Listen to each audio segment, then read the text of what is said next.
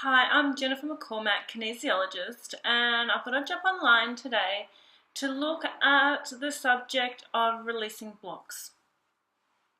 Now, I currently work with a lot of entrepreneurs and business people to help them release blocks in their business so they can really achieve their goals and their outcomes for themselves and their businesses. Now, when we talk about blocks, we talk about anything that gets in our way of achieving what we want to achieve, from being the person we want to be. So we look at things like negative self-talk, the chitter-chatter that says I can't, I won't, I am not good enough, I will never be able to, all these sorts of self-talk that we have in our heads.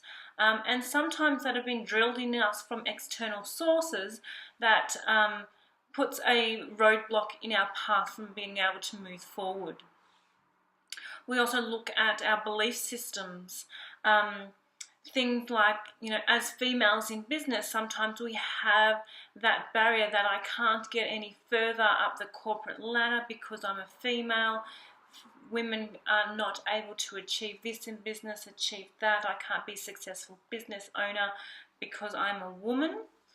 Things like that. I love the one, and this is not necessarily related to business, but around marriage and about saying our vows. And once that relationship breaks down or we no longer want to continue with it, we struggle to find other relationships that really work for us because we have ingrained in us this belief system and values around what our marriage vows mean to us. So we look at the negative self-talk, the belief systems, and then there's a lot of other roadblocks as well. Now, how do we know when roadblocks come about?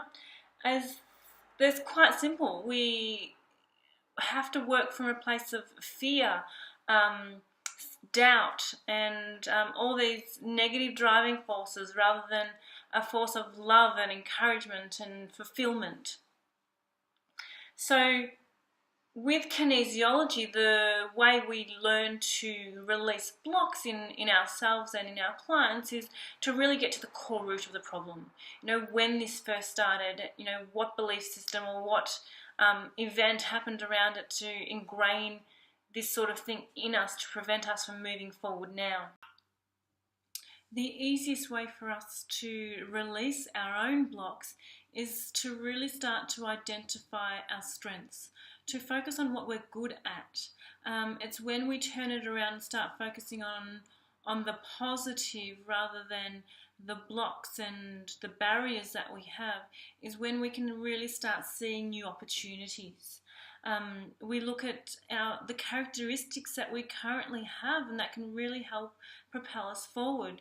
That charisma, that drive, the confidence that we possess, that can really help us get us through this blocked time. Some really good examples of this is, when we want to release a program and we want to put forward a plan, put a plan in place on how to launch our program on a regular basis. We look at, the things that we need to do and the things that we want to do. Everyone has their own strategy around releasing, certain products, programs, things like that. There is that side of it that comes in, okay, what am I really good at? What can I really focus on that I know I can just nail on the head? So, we start to do those things. And then out of that, we're going to have to break through some barriers every now and then. So it's like, okay, some people don't like doing webinars and know it's essential for their business. So then it's like, okay, how can I really do this in a comfortable manner that really works for me? So then again, it's drawing on your skill set. What can you bring to the table? How do you feel comfortable doing it? Do you need someone in the room with you so you don't feel like you're talking to a blank screen? Do you need to see your audience on your on your screen to make you feel comfortable? Whatever it is for you. And then there is that, sometimes I just need to break through that uncomfortable barrier to take that next step. So for some people, we're able to do that with just a mindset change of I just need to do it. Some people need a little bit extra holding hand, but I think it's very important for you to identify exactly where you sit in that space and obtain the knowledge, the information that you need to help break you through. So if you need someone to give you some expert advice, to teach you how to do it in a comfortable way for you, then seek out that person. You know, that's what we're all here to do in our own different ways to help you move forward, in the best way for you. So if you want to be that confident person and you're not currently, well, let's have a look. How do we get that confidence to you?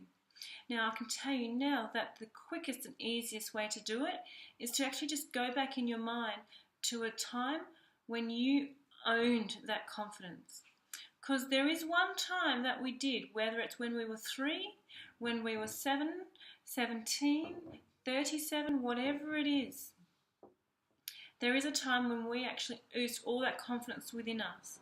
Whether it was, you know, in our swimwear on the beach and, you know, we owned the place, or whether it's in the boardroom and we commanded the attention because of our persona and our characteristics.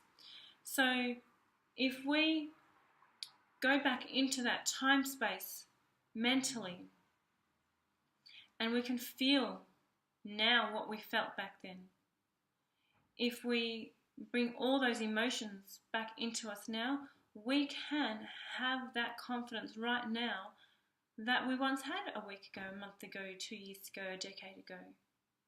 So that is a really good way of getting our confidence back, or any sort of trait, straight away. If we've never had it, we can always borrow it from someone. I think we all know of a person that oozes that confidence that we all wish we had. So again, you know, closing your eyes and see what you see in them, feel what you feel in them, and bring that into you. And which is the good things about things like webinars and speeches and performing, we can bring in other personas really easily and use it as a performance piece. And so we can help bring out our message that we want to portray.